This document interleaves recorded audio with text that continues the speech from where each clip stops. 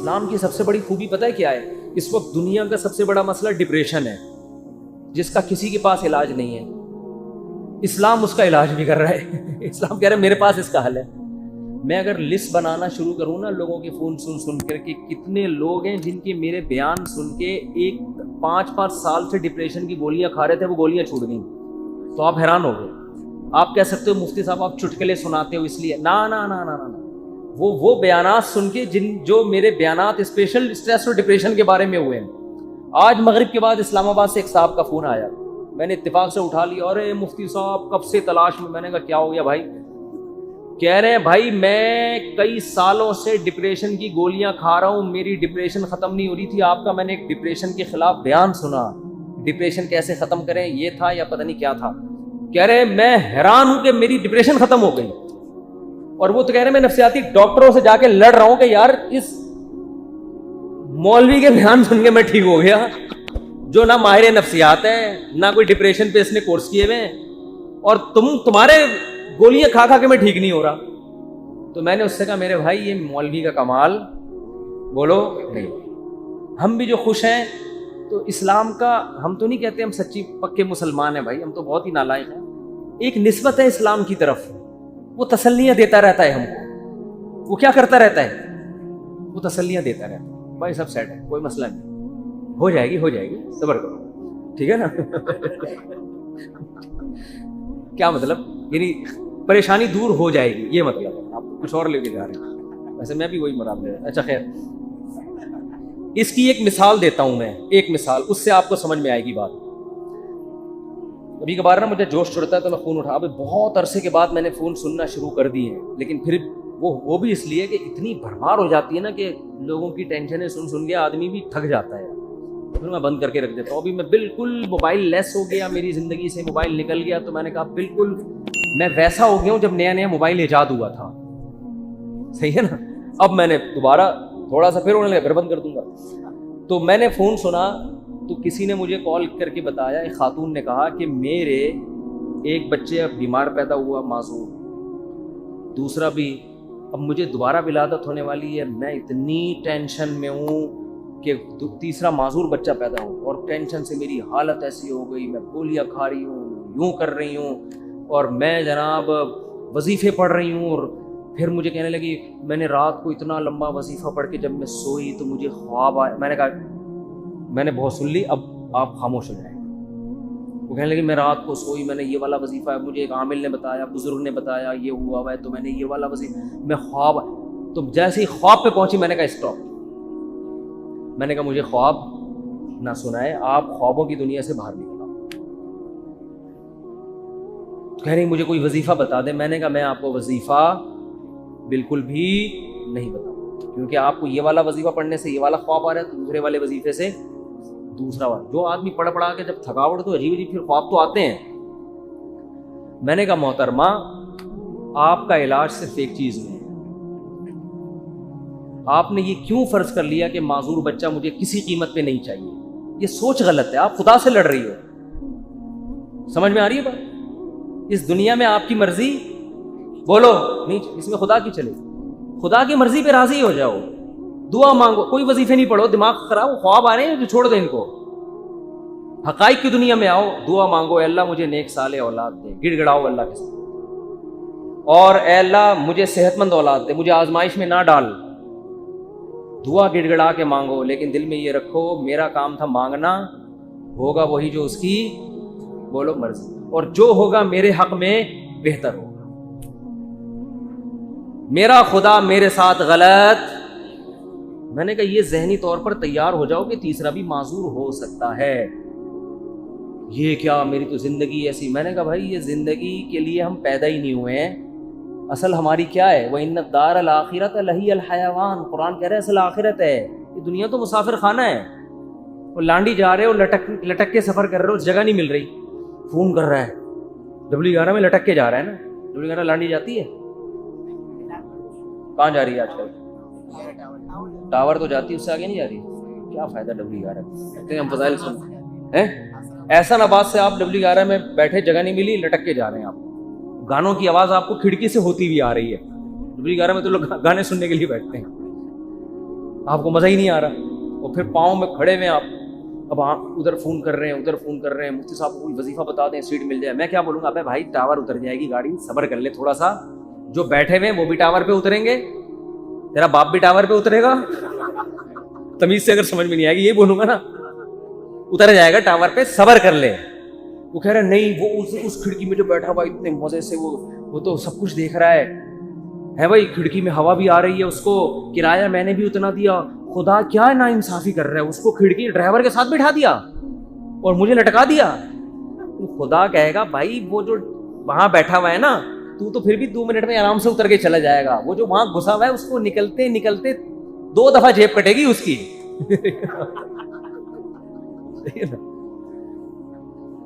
تو یہ ٹینشن برداشت کر لو, دنیا کیا ہے, مسافر خانہ ہے. تو میں نے کہا اس کے علاوہ, کیونکہ یہ ٹینشن ہی کوئی دوسری ٹینشن کھڑی ہو جائے گی. پھر میں نے اس خاتون سے کہا, میں نے کہا آپ کا معذور بچہ پیدا ہو, اور وہ معذوری بھی ناقابل برداشت نہیں تھی, تو آپ یہ سوچ لو کہ دنیا میں بہت سے لوگ ایسے ہیں جو اس سے بھی زیادہ ٹینشنوں میں ہیں. میں نے کہا آپ کا شوہر اچھا ہے, آپ کو کھلا رہا ہے پلا رہا ہے, سسرال سپورٹ کر رہا ہے, بچوں میں ایک فالٹ پیدا ہو رہا ہے, اس سے بھی بڑی بڑی ٹینشنیں, ایسے ایسے میاں ملے ہوئے ہیں, مارتے ہیں پیٹتے ہیں, زندگی عذاب بنائی ہوئی ہے. ان عورتوں سے پوچھو گے تو وہ کہیں گی اللہ اس شوہر سے جان چھڑا دے, بے شک معذور بچہ پیدا ہو جائے, اس ساس سے جان چھڑا دے. میں نے کہا ایسے بھی لوگ ہیں فٹ پاتھوں پہ پڑے ہوئے ہیں, ایسی عورتیں بھی ہیں, کھانے کو روٹی نہیں ہے, وہ کہہ رہے معذور بچہ پیدا ہو جائے مگر عزت کی چھت مل جائے. آپ کو عزت سے چھت ملی ہوئی ہے, سسرال میں عزت ملی ہوئی ہے, شوہر شریف ہے, شوہر کھلا رہا ہے پلا رہا ہے, ایک ٹینشن ہے. اور یہ ٹینشن بھی اللہ کیا کہہ رہا ہے, میں نے ان کو حدیث سنائی, من سخط فلہ الرضا, نبی نے فرمایا جب اللہ کسی مشکل میں ڈالے, فلہ السخط, تو جو اللہ سے ناراض ہو گیا نا اللہ بھی اس سے ناراض, اور جو اللہ سے راضی رہا اللہ بھی اس سے راضی رہے گا, اللہ کی رضا ملے گی بھائی. ایک صحابیہ نبی کی خدمت میں آئی, عرض کیا یا رسول اللہ مجھے دورہ پڑتا ہے, کوئی مرگی کا یا کوئی آصف کا دورہ تھا کیا تھا, میں جسم کے کپڑے پھاڑ دیتی ہوں, بالکل ایسے ہو جاتی ہوں, اور میری طبیعت بہت خراب ہو جاتی ہے, آپ اللہ سے دعا کریں میری یہ بیماری ٹھیک ہو جائے. تو نبی نے کیا فرمایا, فرمایا ٹھیک ہے میں اللہ سے دعا کروں گا تمہاری بیماری ٹھیک ہو جائے گی, لیکن پھر جنت کی گارنٹی نہیں, پھر جنت کی گارنٹی نہیں ہے. عمل ہے, اچھا عمل ہوا تو جنت, میزان کا ترازو بھاری ہو گیا, نہیں ہوا تو کیا جہنم. لیکن اگر تم اس بیماری پہ صبر کرو اور اس اللہ کی تقدیر پہ راضی ہو جاؤ, جنت کی گارنٹی. کیونکہ اس صبر پہ جو تمہیں اجر ملے گا نا وہ اتنا بھاری ہوگا کہ اگر زندگی میں کچھ گناہ ہوئے بھی تو یہ نیکی ان گناہوں کو کیا کرے گی, کھا جائے, پھر جنت کی گارنٹی ہے. ان صحابیوں نے عرض کیا یا رسول اللہ جنت کی گارنٹی چاہیے, بے شک یہ بیماری ختم نہ. بات آ رہی ہے سمجھ. اب اس خاتون کو ڈپریشن کیا ہو گئی, یعنی جو صحابیاں تھیں ان کو ڈپریشن ختم, بس اس بیماری کو گزارا کرنا, اسی میں گزارا کرنا ہے, اسی میں گزارا. اور جب انسان صبر کی ٹھان لیتا ہے تو قرآن کہتا ہے کہ اللہ کی طرف سے تسلیاں ملتی ہیں, تھپکیاں ملتی رہتی ہیں, اللہ بھی اس کا ہاتھ تھامتے ہیں. جیسے قرآن میں آتا ہے وَرَبَطْنَا عَلَىٰ قَلْبِهَا لولا الربطنا, کیا ہے, ان کادت لتبدی بھی لولا الربطنا علی قلبها. حضرت موسیٰ کی ماں نے جب اپنے بچے کو, بس یہ آخری بات کر کے بیان ختم کرتا ہوں, اپنے بچے کو صندوق میں ڈالا نا اللہ کے حکم پہ, تو قرآن کہہ رہا ہے موسیٰ کی ماں کا دل صبر سے کیا ہو گیا, خالی. لیکن اللہ کا حکم تھا اس کو صندوق میں ڈالو. اب ماں کیسے ڈالے بھائی اپنے ہاتھ سے, اور وہ بھی دریا کے حوالے. اور قرآن کہہ رہا ہے وہ صندوق گیا کہاں, فرعون کے گھر میں. موسیٰ علیہ السلام کی ماں کو اطلاع دے دی ان کی بیٹی نے, تو فرعون نے اٹھا لیا. قرآن کہہ رہا ہے کیونکہ اب اللہ کے حکم پر سب کچھ ہو رہا ہے. قرآن کہہ رہا ہے ہم نے موسیٰ کے ماں کا دل کو تھام لیا, رسیوں سے باندھ دیا, جو لفظی ترجمہ ہوگا باندھ دیا کہ یہ بے صبری نہ ہو جائے. ان کادت لتبدی بھی لولا الربطنا علی قلبها. قرآن کہتا ہے موسیٰ کی ماں ایسی بے صبری ہوئی کہ قریب تھا کہ جا کے فرعون کو بتا دیتی کہ میرا بچہ ہے مجھے دے واپس, جذبات میں آ جاتی. لیکن قرآن کہہ رہا ہے ہم نے موسیٰ کی ماں کے دل کو تھام لیا. کیوں, اللہ کے حکم پر عمل کیا نا, تو کچھ موسیٰ کی ماں نے کیا, جو نہیں ہو پا رہا تھا وہ کس نے کر دیا, اللہ نے. تو آپ مشکلات میں جب صبر کی کوشش کرو گے, جتنی کوشش آپ کر سکتے ہو کرو, باقی کون ہمت دے دے گا, اللہ. ہم سب کو اللہ سے دعا مانگنی چاہیے, اللہ مشکلات سے بچا, ہم صبر کرنے والے لوگ نہیں ہیں, ہم تو نالائق ہیں. ہم اللہ سے خوشیاں مانگتے ہیں, عافیت مانگتے ہیں, لیکن اللہ نہ کرے کوئی مشکل آ گئی واویلا نہیں کرنا بھائی, یہی اسی میں بہتری ہے, اسی میں فائدہ ہوگا. تو میں نے اس خاتون سے کہا کہ اللہ کہتا ہے کہ اس ٹینشن میں صبر کرو تو کیا ہوگا, اللہ راضی ہو جائے گا, اس کا بہت اجر دے گا. میں نے کہا آپ کل بوڑھی ہو کے آپ نے مر جانا ہے, اگر آپ کے 3 بچے بالکل صحت مند پیدا ہوتے ہیں بھائی, تو کیا مرنے کے بعد یہ قبر میں ساتھ جائیں گے؟ قبر میں بچہ نہیں جائے گا. معذور بچوں پہ جو آپ نے صبر کیا, یہ صبر کہاں جائے گا؟ قبر میں ساتھ جائے گا. صحت مند بچے ہوں, صبر کا موقع نہیں مل رہا, تو بچے تھوڑی جائیں گے قبر میں ساتھ. لیکن معذور بچے ہوں, آپ نے صبر کیا, تو وہ صبر قبر میں آپ کے ساتھ جائے گا. تو پھر انہوں نے ایک اور سوال کیا جو میں آپ لوگوں کو بتانا چاہتا ہوں. انہوں نے کہا لوگ مجھے کہتے ہیں کہ تم کوئی منحوس ہو, معاذ اللہ نحوست ہے تمہارے اندر, کوئی گناہ ہوا ہے جس کی سزا تمہیں مل رہی ہے, معذور بچے پیدا ہو رہے ہیں. یہ لوگ بڑے تانے دیتے ہیں نا, بچے نہیں ہو رہے تو اس سے کوئی گناہ ہوا ہے, کوئی بیمار ہو گیا, فالج ہو گیا. ارے دیکھا, ہم تو کہتے تھے بندہ ہی ٹھیک نہیں ہے.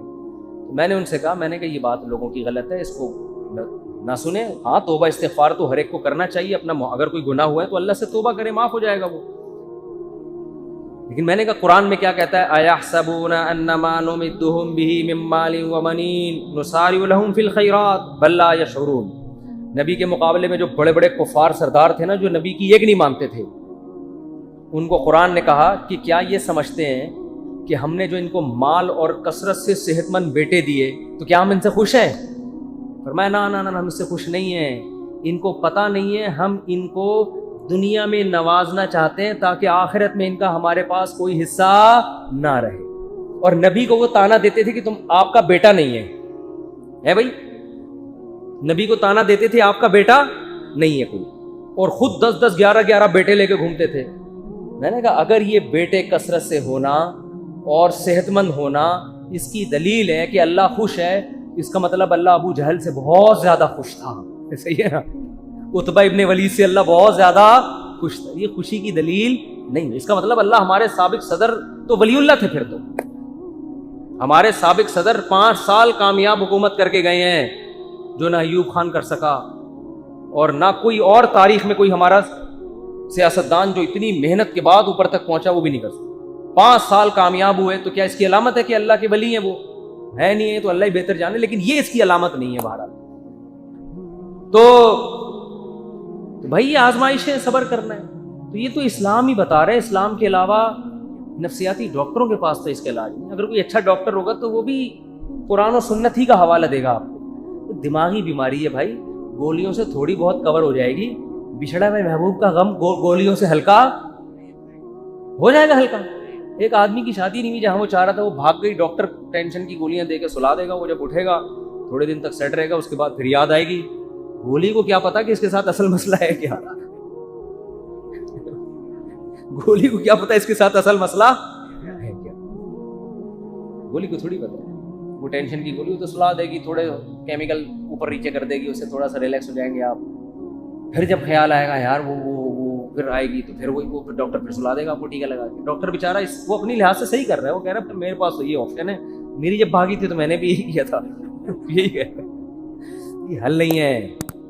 دماغ میں ٹینشن سے جو بیماری پیدا ہوئی ہے تو اس کا علاج کیا ہے بھائی؟ ٹینشن سے تو نکلو. پہلے آپ کو اچار کھانے سے گلا خراب ہوا, تو اب گلا ٹھیک جب تک نہیں ہوگا جب تک پہلے اچار کھانا چھوڑو گے نہیں. وہ کھا رہے ہو آپ اور پھر غرارے بھی کر رہے ہو, گلا تو عجیب کنفیوز ہو جائے گا, یار یہ ہو کیا رہا ہے میرے ساتھ. تو اس ٹینشن سے تو یہی حل ہے. اب یا تو ٹینشن کا حل یہ کہ وہ بھاگی بھی واپس لے آؤ, وہ ڈاکٹر کے بس میں ہوتا نہیں, یا اس کے ابا مان جائیں, وہ کسی کے بس میں نہیں ہوتا. تو پھر یہی ہے بھائی, دنیا مسافر خانہ ہے گئی, تو ویسے بھی بڈھے ہو جانے تھے. بڈھوں کو دیکھ لیا کرو جو ان کے پرانے جو بوڑھے ہو چکے ہیں نا, وہ لیلا مجنو کو سوچ لیا کرو, لیلا کس قبر میں سو رہی ہے اور مجنو کس قبر میں سو رہا ہے. اب کوئی آپس میں ریلیشن ہے؟ کوئی پتھر سے نہ مارے میرے دیوانے کو, بم کا زمانہ ہے اڑا دو سالے کو, کوئی ہے ایسا ریلیشن آپس میں؟ کچھ بھی نہیں ہے, سب فینش. ڈپریشن کا علاج تو اسلام کے علاوہ کسی کے پاس نہیں, آخرت ہے بھائی. اسی آخرت کے تصور نے حضرت جابر بن عبداللہ تھے یا معاذ بن جبل تھے, موت کے وقت آنسو نکال دیے ان کی آنکھوں سے. لوگوں نے کہا مر رہے ہیں اس لیے دنیا سے جانے کا غم میں، فرمایا نہیں نہیں نہیں نہیں نہیں، دنیا میں جو اللہ کے لیے ٹینشنیں اٹھاتا تھا ان ٹینشنوں کے ختم ہونے کا غم ہے۔ دیکھو ٹینشن میں آدمی خودکشی کرتا ہے اور خوش ہوتا ہے ٹینشنیں ختم، صحابی موت کے وقت غم زدہ ہے کہ ٹینشنیں ختم ہو رہی ہیں۔ عجیب بات ہے کہ نہیں ہے؟ کیوں؟ وہ تو کہہ رہے ہیں اب تو بدلے کا وقت ہے، اب تو جنت ہے، وہ ٹینشنیں جو اللہ کے لیے وہ جنت میں تو ملیں گی نہیں۔ کسی نے پوچھا کیا ٹینشن؟ کہا کہ شدید گرمی میں روزے رکھتا تھا، بھوک پیاس اللہ کے لیے برداشت کرتا تھا، اس بھوک اور پیاس کی ٹینشن میں جو ایک سکون ملتا تھا کہ میرا رب مجھے دیکھ رہا ہے۔ افطاری میں جب آپ شدید بھوکے پیاسے ہوتے ہیں، مجھے تو بڑا اچھا لگتا ہے جب گرمیوں کے روزے، تو کم گرمیاں ہو گئی، بچپن میں جو ہم چھوٹے تھے نا اس وقت گرمیوں کے روزے تھے بہت شدید، اب تو اے سی آ گئے گھروں میں، سہولتیں ہو گئی، اس وقت بہت کم ہوتی تھی، ہم تو چھوٹے بہت کم عمری میں ہم نے روزے شروع کر دیے تھے۔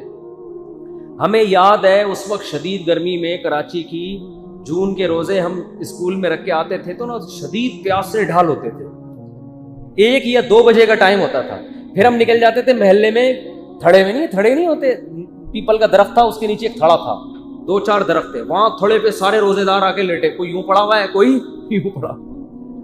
ہماری مسجد کے امام صاحب آ کے لیٹ جاتے تھے، لڑکوں سے بولتے جا بھائی ٹھنڈا پانی لے کر آ میرے سر پہ ڈال، تو لڑکے مسجد کے امام کی خدمت کر رہے ہوتے، ان کے سروں پہ ٹھنڈے پانی کچھ جو بچ گیا وہ اپنے اوپر تولیے گیلے کر کے، اتنی پیاس لگتی تھی۔ پیدل اسکول بھی ہمارا بہت دور تھا، پیدل جا رہے ہیں پیدل آ رہے ہیں، اب پڑے میں کوئی کام نہیں ہو رہا، لیکن اللہ کو یہ ادا پسند نہیں آئے گی کہ یار یہ آخرت پہ صرف زبان سے یقین نہیں رکھتے، اپنے عمل سے بتا رہے ہیں کہ ہم آخرت کو مان۔ پھر ہم نہانے جاتے تھے نا، ہمیں اندازہ ہوتا کتنا ٹھنڈا پانی اوپر گرتا تھا، ایک قطرہ حلق میں نہیں نگل رہے، حالانکہ اب نگل لیں گے تو کوئی دیکھنے والا نہیں، لیکن نہیں بھائی، بتایا ابا نے اماں نے، بھائی بہت لوگوں کو اپریشیٹ کرنے کے لیے میرا خیال ہے ٹھیک کام ہے۔ اور میں پہلے بتا دوں کہ ہماری زندگی میں بہت ساری عیوب بھی ہوں گے یقیناً، تو وہ میں نہیں بتاؤں گا اور بتانے بھی نہیں چاہیے، تو اس لیے یہ نہ سمجھے کہ بہت ہی کوئی پہنچے ہوئے ولی اللہ ہے، جیسے ہی ہیں جیسے آپ لوگ ہیں، ٹھیک ہے نا؟ اور ہو